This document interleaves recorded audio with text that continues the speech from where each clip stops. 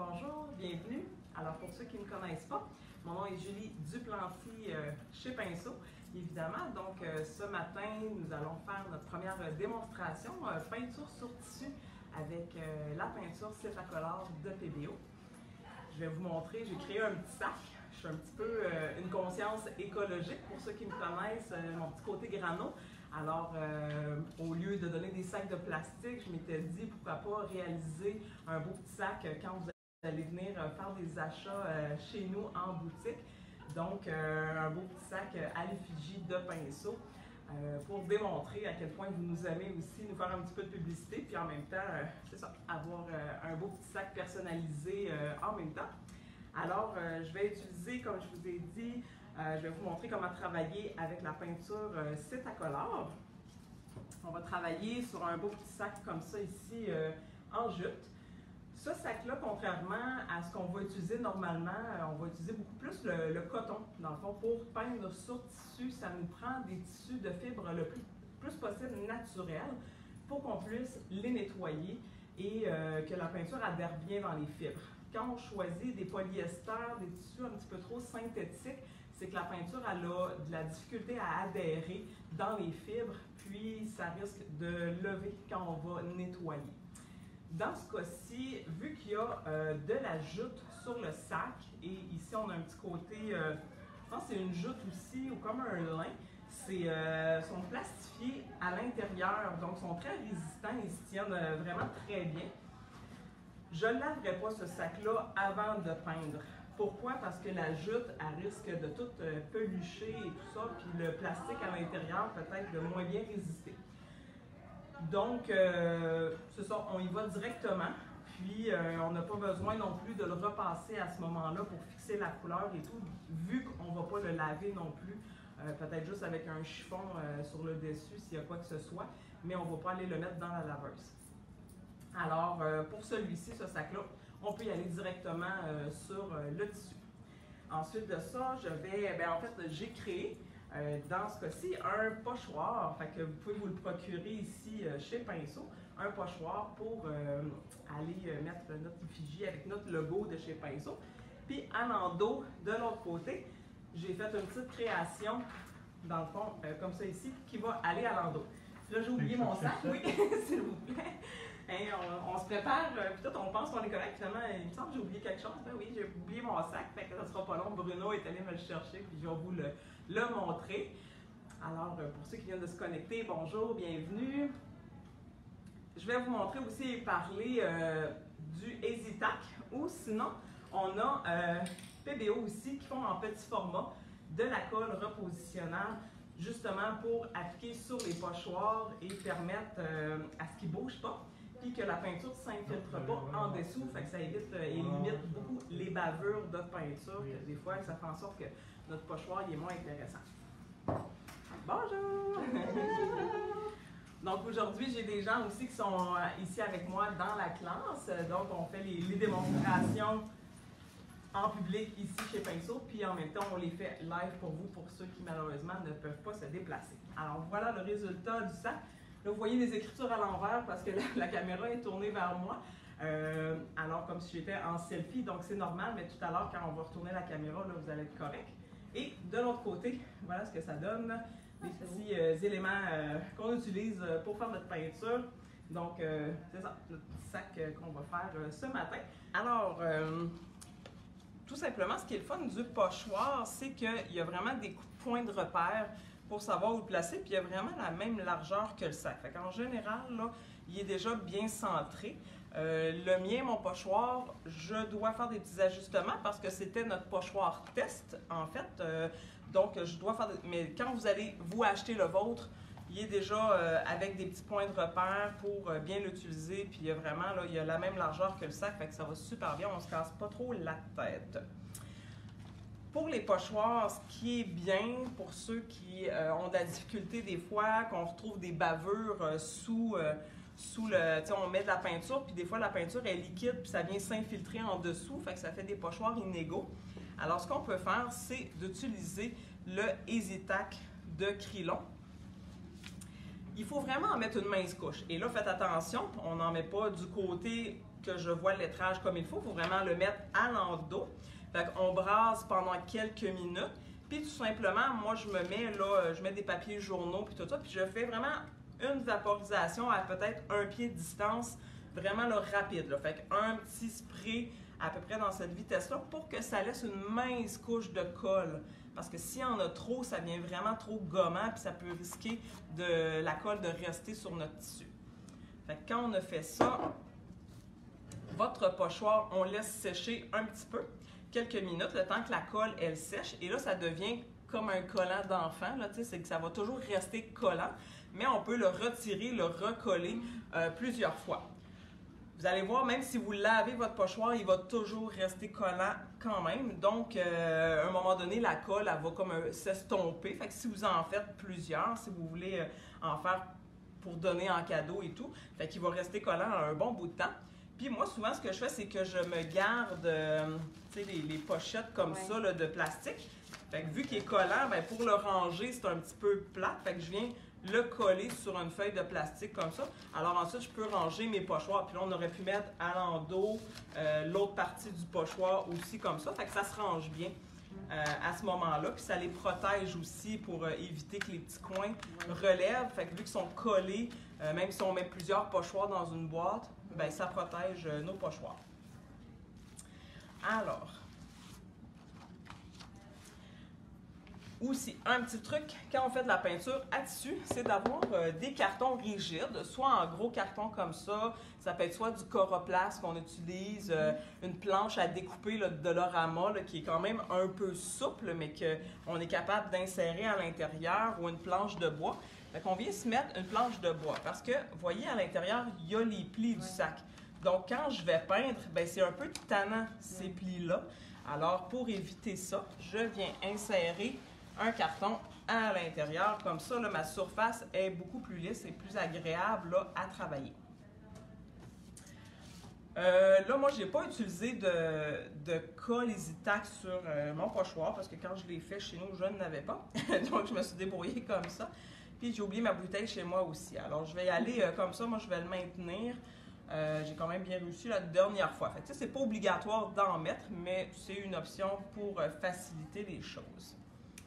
Alors, lorsqu'on travaille avec des pochoirs, on va utiliser des pinceaux avec ce qu'on appelle des soie-de-pare. Soie-de-pare, c'est des poils blancs comme ça et assez raides. Ces poils-là, dans le fond, vont servir à venir charger le pinceau puis à venir brosser ou à venir tapoter la peinture aussi. Puis souvent, ces pinceaux-là, on va les appeler les pinceaux pochoirs en français, mais en anglais, là, on les nomme les Dome Dry Staple. Donc, c'est la même chose. Alors, je vais utiliser soit une demi, un pouce. Tu sais, je vais en fonction de la grandeur à remplir, là, ici. Fait que, c'est sûr que si je vais avec un trop petit, je risque d'infiltrer de la peinture en dessous. Fait que plus mon pinceau il est gros, plus il dépasse du lettrage, ben plus il va rester en surface et la peinture va moins rentrer en dessous. Tandis que je prends un pinceau trop petit puis je viens brosser, ben même les poils, vous voyez, ils rentrent en dessous. Donc, il y a des risques que la peinture aille en dessous. Surtout si vous ne mettez pas de colle EasyTac avec votre pochoir. Donc, il y a ceux-là ici, on les appelle les angulaires Bristol. Bristol, en fait, c'est le type de poil qui est de la soie de pare. Ça, c'est c'est en fait toutes les deux la compagnie Ant Jordan qui font ces pinceaux-là. Plus tard, je vais utiliser aussi les Lunar Princeton. J'adore peindre sur tissu avec ces pinceaux-là parce qu'ils ont une rigidité. Les tranches aussi, les poils sont assez minces. Donc, pour aller faire de la précision, des contours fins quand je viens peindre, j'adore ça. Je trouve qu'ils vont bien. Tandis que ceux-là, vous voyez, le mien est un peu usé, lui, il est un peu moins. Ça commence à devenir raide un petit peu. Là. Je ne sais pas si vous le voyez bien à la caméra, là, à comparer. Donc, c'est sûr qu'avec un poil comme ça qui vient un peu s'élargir à force de travailler avec, quand ils sont neufs, ils sont beaux, ils sont plats, mais ça prend pas de temps qu'ils viennent un peu prendre de l'ampleur, gonfler puis s'élargir. Donc, si je veux faire un beau très fin, très droit, des belles tranches, pour quand je vais faire mon projet, ben en fait, je vais plus avoir de la difficulté avec ceux-là. Fait que quand je viens peindre ce côté-là, avec plus de précision.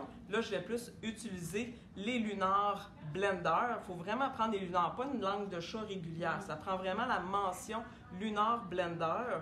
Ils les ont aussi en forme angulaire, là, qui sont disponibles aussi. Puis c'est Princeton Select, la compagnie qui fait ce type de pinceau-là. Parce que le tissu, veut pas, c'est raide, c'est poreux, c'est texturé. Donc, si on utilise des pinceaux trop mous, trop souples, on n'arrive pas à brosser la peinture puis à bien l'étendre. Donc, avec ça, vraiment, là, pour appliquer les couleurs par technique de brossage, ça va super bien. Alors, voilà pour les pinceaux que j'utilise pour la peinture sur tissu.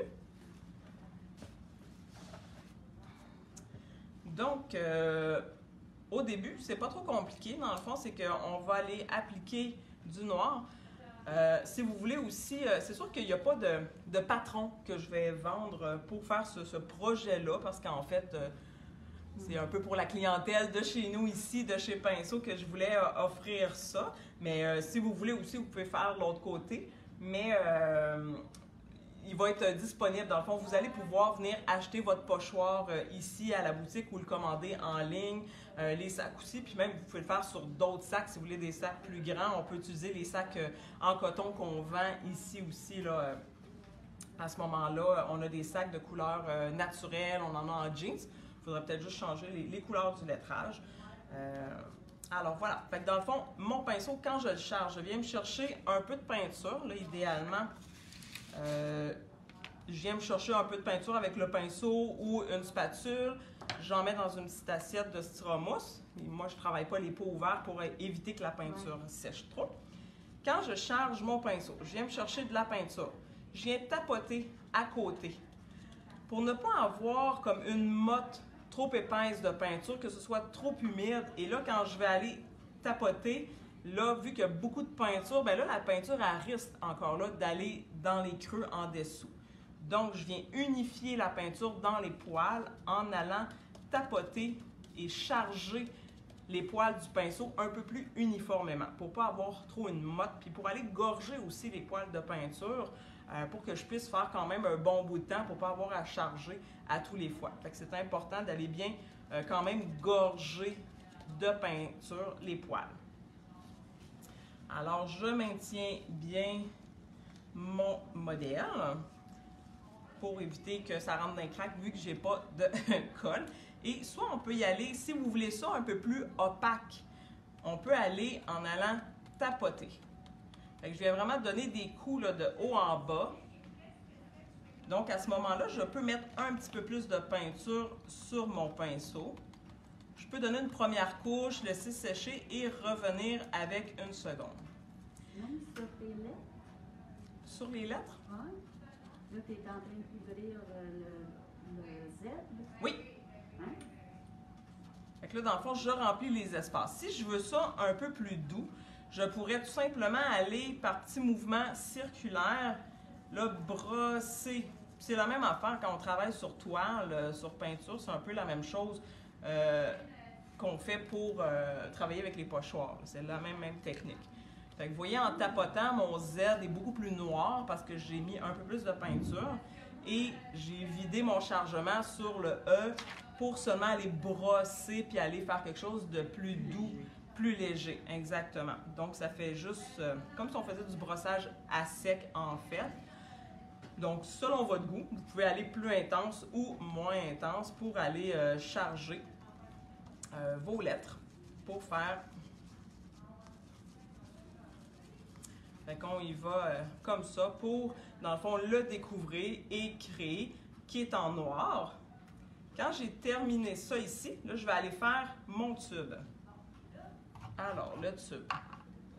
Je fais du gris pour mettre ici parce que notre logo pinceau, en fait, notre tube de peinture, il y a une partie grise et une partie rouge.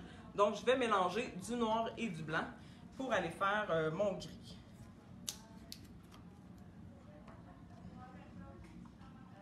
Même quand la peinture, là, nous, ça fait un petit bout qu'on l'a, fait qu'elle est un peu épaisse. Mais c'est parfait quand c'est épais pour aller faire du brossage à sec et du pochoir. Fait que dans le fond, quand vous avez des tubes trop épais et que vous trouvez que ça va mal pour l'étendre, ben jetez-la pas votre peinture parce que ça fait bien quand c'est plus épais, il y a moins de risque que ça coule puis que ça s'infiltre sous le pochoir. Je mets toujours mon foncé, voyez-vous bien ma palette de peinture ici? Okay. Je mets toujours mon foncé dans ma couleur pâle pour éviter de trop salir mon blanc rapidement. Puis je vais petite dose par petite dose jusqu'à temps que j'obtienne un gris intéressant que je veux. Parce que si je mets du blanc dans du noir, ben je risque d'avoir à mettre beaucoup de blanc et là je me retrouve avec trop de mélange de peinture pour rien puis ça fait du gaspillage. Alors, puis dites-vous aussi qu'en séchant, le gris va foncer aussi. La peinture acrylique là, a une fâcheuse tendance de quand même foncer pas mal là, au séchage. Alors, allez-y un petit peu plus pâle que ce que vous voulez réellement. Puis vous allez peut-être avoir comme l'équivalent d'un 5% de plus foncé que ça, ou 10% là. Alors là, pour le tube, pour aller plus rapidement, là j'y vais avec les Bristol comme ça ici. Donc, même principe, je viens charger mon pinceau. Là, ce que je peux faire, c'est que je peux aller vraiment gorger énormément les poils de mon pinceau parce que je veux quand même faire une couche plus opaque. Puis la texture du tissu, vous voyez, les fibres, c'est assez séparé. Donc, ça prend comme plus épais de peinture pour remplir ma zone. Donc, je n'irai pas sur les barres tout de suite pour éviter que ça aille en dessous. Vu que j'ai beaucoup de peinture, je vais aller plus faire mon centre en premier, aller vider un peu mon chargement, puis je vais aller brosser comme ça. Et là, quand il commence à être un peu plus vide, là, je vais aller sur les barres.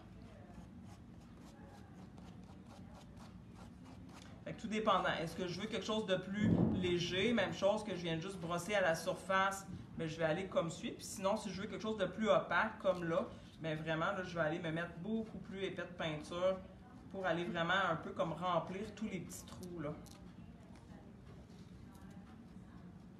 Fait que je pars toujours comme du plastique et vers l'intérieur. Parce que si je pars de l'intérieur puis je pousse vers le plastique, encore une fois, je risque d'avoir de la peinture en dessous du pochoir.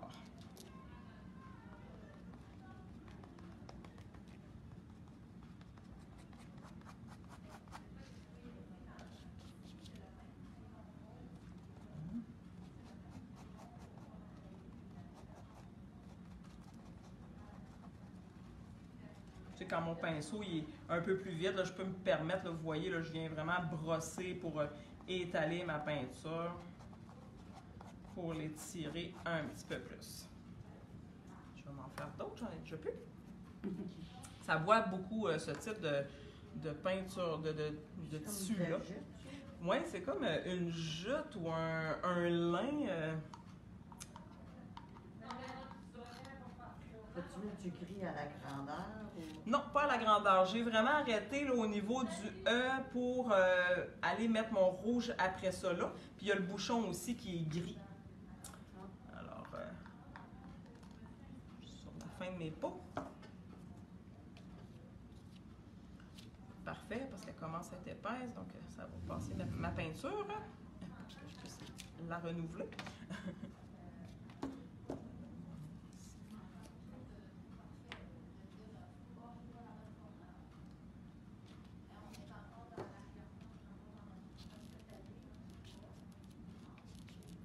Sinon, aussi, il se vend un gris dans cet accolard. Là. Vous pourriez acheter un gris déjà tout fait. Là, si ça ne vous tente pas de vous casser la tête.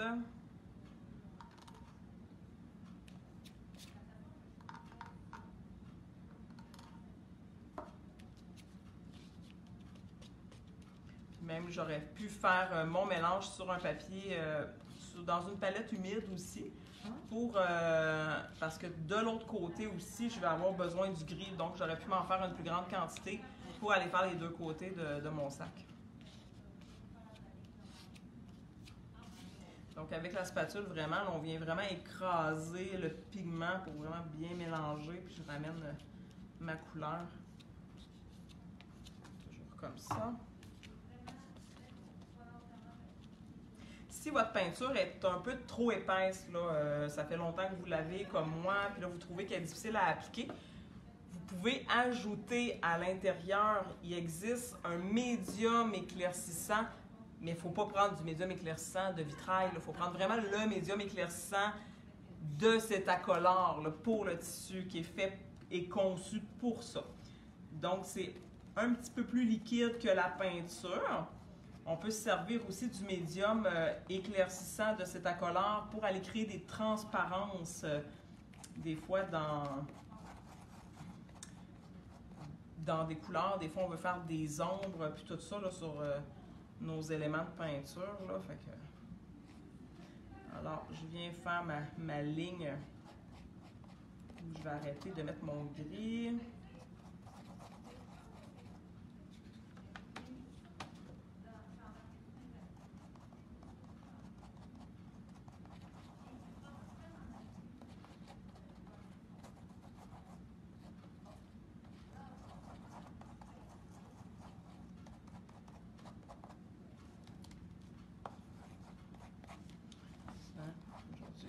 On va aller comme ça.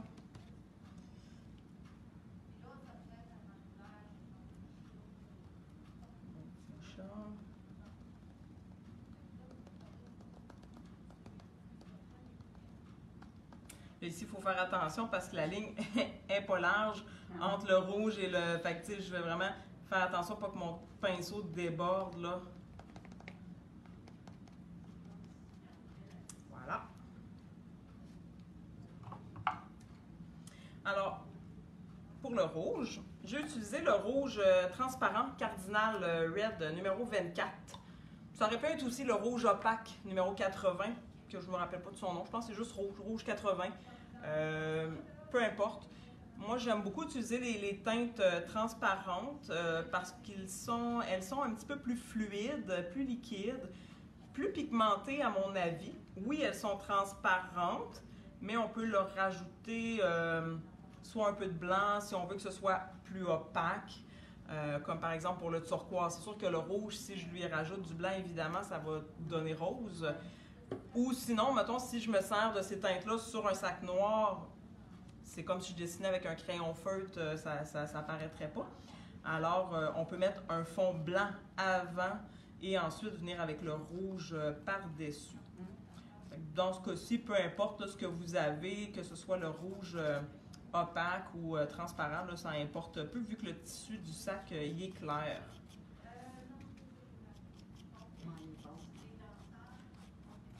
Mais ce qui est bien avec la peinture Cetacolor, c'est que c'est une peinture qui, une fois sèche, elle reste souple, elle ne va pas craquer. Parce que oui, j'aurais pu, dans ce cas-ci de ce sac-là, vu qu'il y a de la jute, puis j'ai dit au début qu'on n'avait pas besoin de le laver, puis même que je ne recommande pas de mettre ça dans la laveuse, ce sac-là, on aurait pu prendre l'acrylique pour peindre ce sac-là. De l'acrylique soit PBO, plus épaisse, ou de l'acrylique Americana et tout, là. C'est juste que ça crée, quand on en met épais, comme une croûte un peu plus raide et c'est moins flexible comme peinture. Fait qu'à la longue, à l'usure du sac, ça peut fendiller, ça peut faire des craques. C'est sûr que si je vais juste en brossage avec mon acrylique, c'est moins pire, mais si j'en mettais comme une couche épaisse, comme ici, à la longue, ça peut craquer. Tandis que la peinture à tissu, elle reste souple et flexible. Donc, lorsqu'on fait sur des vêtements, des coussins, c'est beaucoup plus agréable au toucher et c'est plus résistant aussi au lavage. Mais si vous utilisez la peinture Cetacolor sur des vêtements, des coussins, des napperons, c'est super important de laver votre tissu avant, sans assouplisseur liquide dans votre laveuse, parce que l'assouplisseur liquide laisse comme un fini, un corps gras, un film sur les tissus, donc la peinture adhère moins bien. Et même chose dans la sécheuse, une fois que si vous voulez faire sécher un peu votre pièce de tissu, encore là, on ne met pas d'assouplisseur tissu non plus dans la machine pour que la peinture adhère bien sur les fibres du tissu et que ce soit plus résistant au prochain lavage. Donc, bien important, quand on utilise la peinture Cetacolor, on va aller laver nos tissus, nos pièces de tissu avant de les peindre.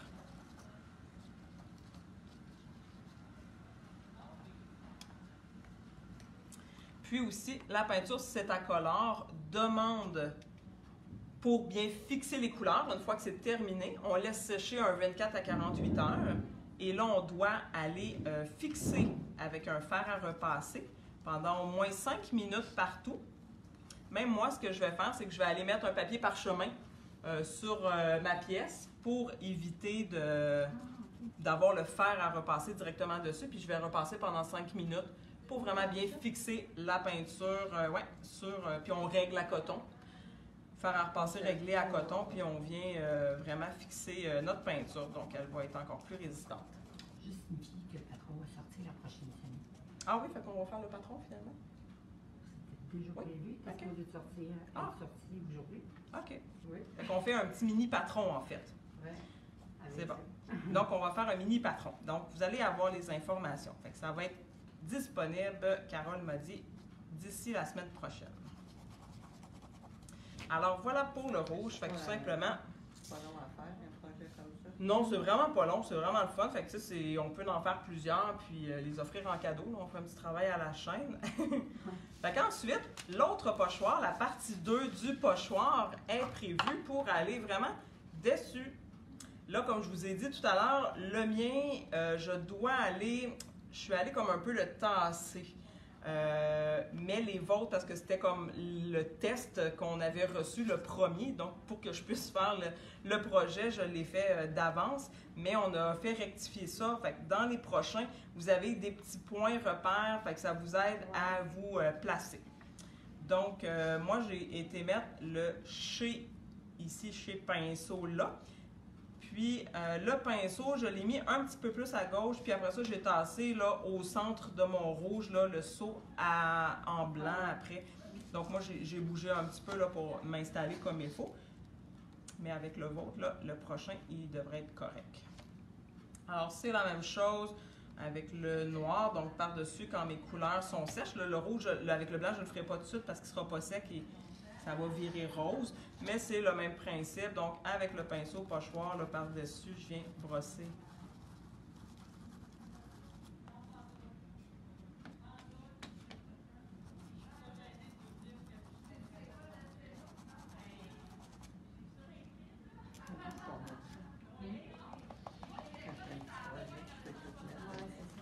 Mais oui, fait que là, après ça, vous allez être super écolo comme moi. Vous allez pouvoir mettre vos petits produits quand vous venez magasiner dans vos petits sacs pinceau.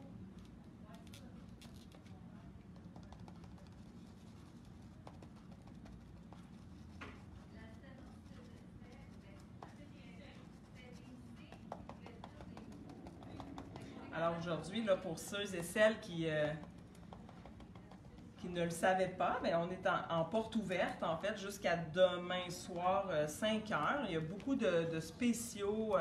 Les toiles sont à 20 les crayons d'Erwent à 15 je crois. En tout cas, il y a beaucoup de choses en spécial. Souvent, les toiles, c'est rare qu'ils sont en spécial. C'est vraiment un des plus gros spéciaux qu'on fait là, à chaque porte ouverte, là, les toiles à 20 on a la peinture vitrail aussi, je crois, qui est à 20 ça vaut la peine. Les tubes de peinture PBO aussi sont à 5 Donc, vous pouvez soit commander en ligne ou vous présenter ici sur place. Et à tous les heures, un peu comme moi ici, là, il y a des démonstrations. Vous pouvez venir les voir ici chez nous avec la distanciation et vos masques sans problème. Et sinon aussi, vous pouvez les regarder en ligne, là. Puis en ligne, ils vont toujours être disponibles aussi tout le temps. Alors, même si ce n'est pas aujourd'hui que vous les regardez, vous pouvez toujours aller les regarder plus tard là, sur la page Facebook de Pinceau. Alors, quand je veux changer idéalement, c'est d'avoir plusieurs pinceaux. Ils ne sont pas tant chers, ces pinceaux-là. Là, sont entre 3 et 5, 6 $ selon les grandeurs. Mais là, comme là, j'en ai juste un, mes autres sont toutes mouillées dans mon bac pour le changement de couleur. Pour aller brosser à sec, idéalement, c'est qu'il soit bien sec. Donc, vraiment de bien éponger, pas qu'il y ait d'eau dans la peinture. Donc, sur mon petit chiffon d'atelier bleu, là, je viens vraiment l'éponger comme il faut.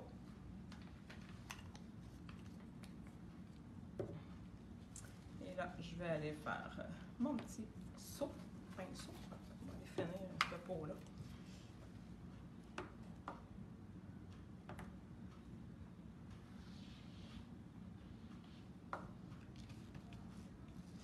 là, le blanc sur le rouge, c'est sûr là, que ça peut prendre jusqu'à 2 couches là, pour couvrir. Fait qu'en tapotant, ça va être un petit peu plus, vous voyez, là, mon rouge n'est pas tout à fait sec. Là. Faudrait que je le fasse sécher, ça va virer rose, mais c'est pas grave. Je vais en mettre quand même une première couche, ça va...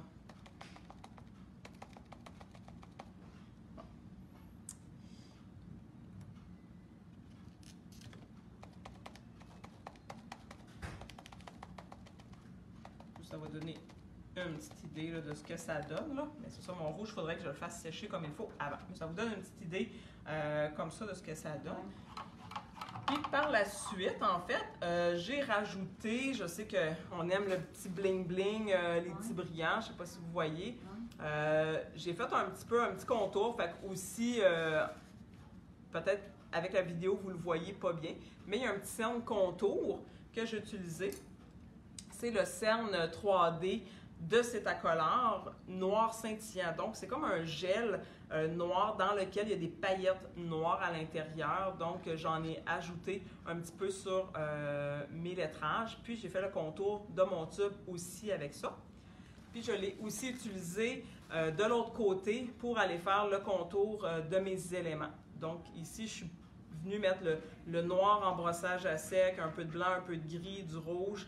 Et le contour, je l'ai fait par après en noir et j'ai ajouté des petites paillettes aussi de couleur cristal. Comme ça ici, Cetacolor pailleté diamant 204. Là, il est vieux, fait qu'il a jauni un petit peu, mais le pot a jauni. On dirait que c'est le plastique parce qu'à l'intérieur, là, il est encore bien beau, bien blanc. Là. Donc, c'est vraiment le contenant qui a jauni. C'est spécial, là, mais à l'intérieur, la peinture est belle. Puis, ça n'a pas jauni du tout là, sur le projet. Là. Alors, pour les cernes relief, ce qui est important quand vous le commencez, là, quand vous l'utilisez pour la première fois à la maison, c'est de dévisser la canule. Et sur le trou ici, il y a une petite pellicule de métal argent. Donc, on doit complètement la retirer. Ce n'est pas seulement que de faire un trou avec une aiguille, parce que lui, quand on va remettre ça ici, puis il va vouloir sortir, il va forcer pour sortir par le petit trou, et c'est là qu'il peut arriver des risques que le tube pète, brise, éclate ailleurs. Donc, on ne veut pas ça, parce que ça fait du dégât, puis ça peut aller sur notre tissu. Puis s'il y a des gouttes ailleurs, là, c'est très difficile à retirer. Il faut vraiment aller tout de suite avec un pinceau raide, mouiller, retirer, frotter, mettre un peu de savon, nettoyer tout de suite parce que veut pas, c'est de la peinture qui est là pour rester. On veut pas que ça porte à lavage. Donc, si vous avez échappé des gouttes, il faut vraiment les nettoyer rapidement. Alors, moi, ce que je fais, c'est qu'avec le bouchon noir, le petit trou à l'aiguille, je vais rentrer dedans pour enlever vraiment toute la pellicule de métal qu'il y a là pour tout ouvrir l'orifice au complet. La douille blanche, elle est déjà percée. Il y a déjà un trou dedans parce qu'il y en a qui vont me la couper et là, ça fait un cerne qui est trop large, trop gros. Elle est déjà percée. Donc, si on veut quelque chose de fin, on n'y touche pas, on le laisse comme ça. Alors, moi, ce que je fais, parce que là, si on l'utilise comme un crayon, puis on vient écraser ici, puis faire nos trucs, c'est un tube de métal. Donc, on va écraser, appuyer. Là, la peinture qui reste ici, on va aller la faire devancer. Fait que là, lui, il va réouvrir pour avancer la peinture. On va réappuyer, on va réouvrir. Fait que lui, à force de roue ferme, là, ça arrive que ça fonde le tube de métal. Mais ils n'ont pas le choix de mettre ça dans les trucs de métal comme ça. C'est pour enlever l'air, pour pas qu'il y ait de petites pertes. Là, quand on travaille, on fait une ligne, puis ça fait un pout, puis là, il y a de l'air, puis ils n'ont pas le choix. C'est ce qui est le mieux pour conserver la peinture des tubes de métal comme ça. Alors, ce qu'on fait, c'est que moi, je pars. Testez-vous avant, pratiquez-vous un peu sur un truc. Moi, je pars du bout comme ça, puis je viens l'utiliser, je viens appuyer ma pointe et je viens, faire le tour de mes lignes, même si ce n'est pas un trait parfait. Bon, là, vous voyez, je pèse dessus, c'est comme bouché. C'est toujours pratique d'avoir des petites aiguilles pour aller nettoyer.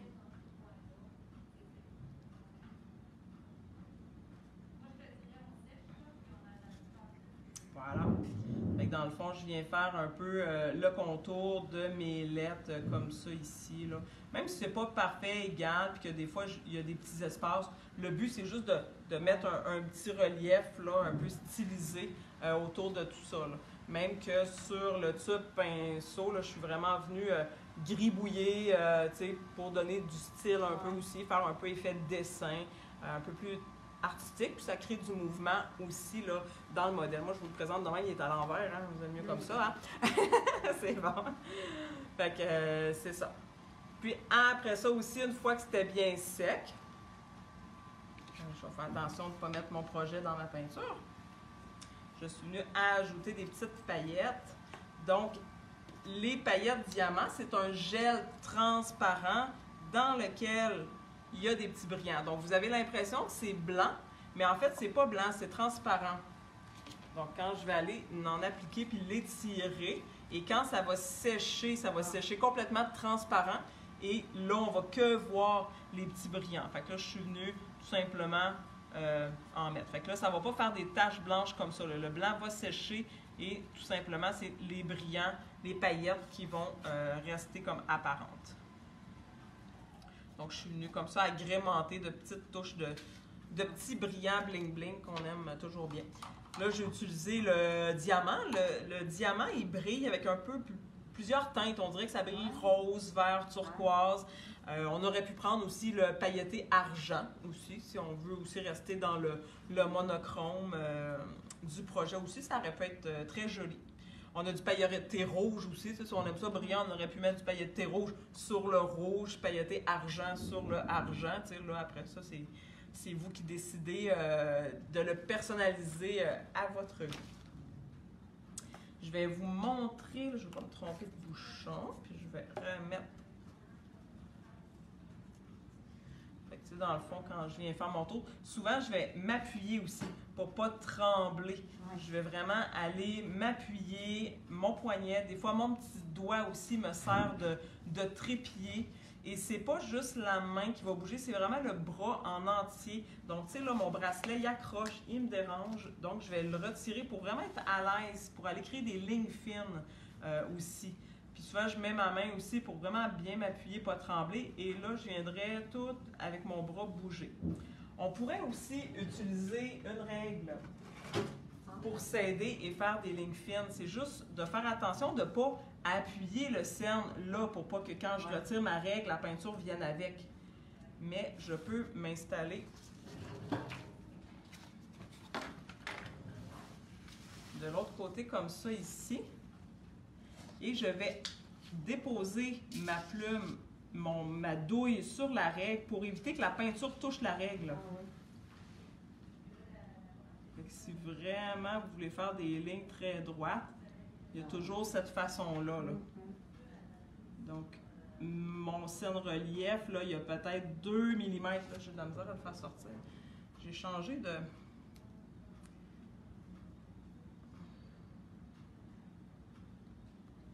Ici, il n'y a pas de problème. Ça sort bien. C'est parce que pour conserver le tube, je mets du saran wrap sur le tube. Mais des fois, le saran wrap, il se brise puis il reste pris dedans. On se ramasse puis ça fait en sorte que c'est difficile à sortir.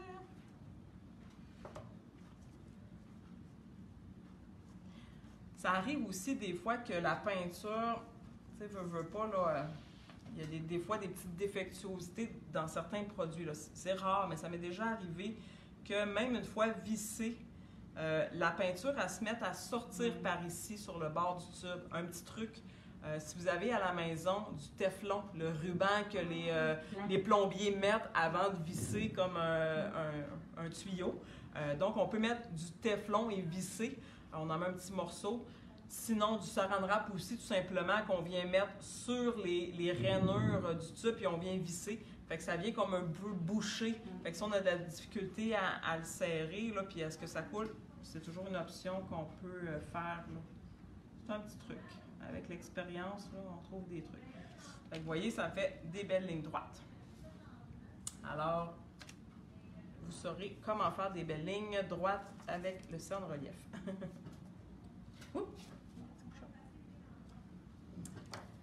Voilà pour ça. Là, dans le fond, je voulais vous montrer de l'autre côté, mais je risque de beurrer ma ligne. Je vais le tasser, puis je vais peut-être juste vous le montrer sur ce sac-là. Donc, pour faire l'autre côté,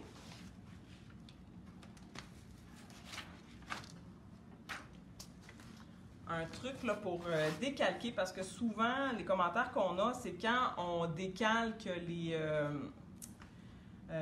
patrons sur le tissu. Il y a beaucoup de gens qui nous disent « Ah, tu sais, ça vient comme... c'est difficile, tu sais, j'appuie, puis on voit pas mon croquis, on voit pas mon décalque. » Fait que le truc, encore là, avec la planche, on se met une planche. La planche, non seulement elle va nous éviter qu'on voit les coins et tout ça, mais va faire en sorte aussi que je vais pouvoir faire une pression et que le tissu ne va pas renfoncer dans l'autre épaisseur de tissu. Donc, la force de marquage va être comme plus forte, donc ça va aller mieux. Alors, j'installe toujours, moi, mon croquis d'abord, que je viens fixer avec des aiguilles pour éviter qu'il bouge. Donc, sur votre pièce de tissu, vous fixez votre croquis, mettons, en haut pour éviter qu'il se promène. Et là, en dessous, une fois qu'il est fixé, vous allez insérer votre papier carbone, comme ça ici. Et le truc, c'est d'utiliser, tantôt je l'ai montré, les pochettes de patron, là. Quand je parle de documents, protège-documents en plastique clair, là, quand vous voyez ça dans nos patrons, c'est de ça qu'on parle. Donc, je le déchire, je l'ouvre en deux parce que ça n'a pas besoin d'être double épaisseur. Donc, je viens le déposer sur mon croquis. Ce que ça permet aussi, c'est d'éviter, quand j'appuie, de déchirer mon croquis. Oui, c'est ça. Et là, avec un stylo,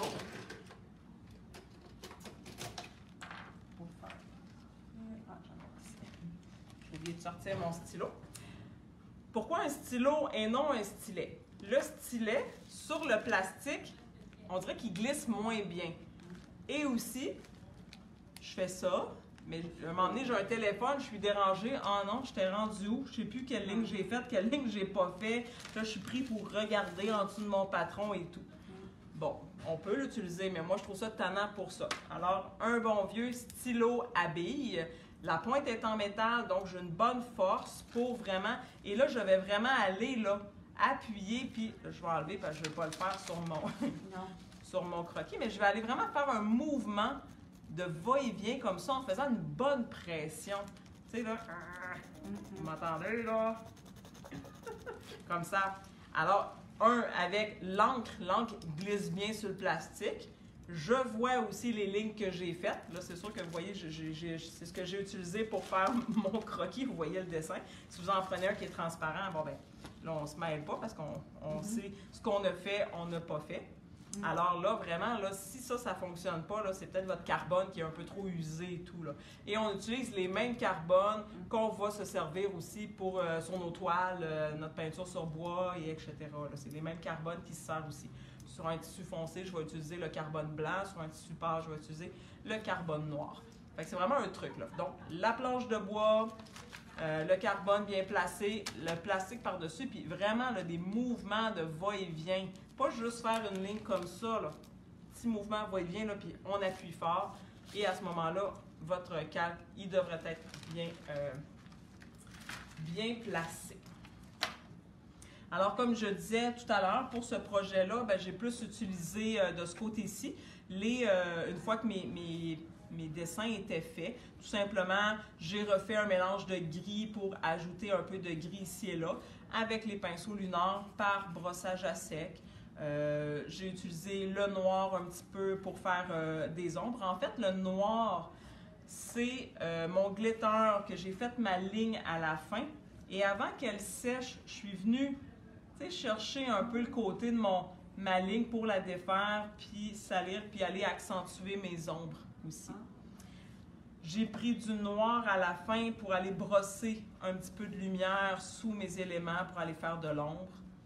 Fait que le rouge, le blanc pour aller faire de la lumière. Et par-dessus le blanc, je suis allée mettre, une fois que c'était bien sec, je suis allée mettre mes paillettes aussi.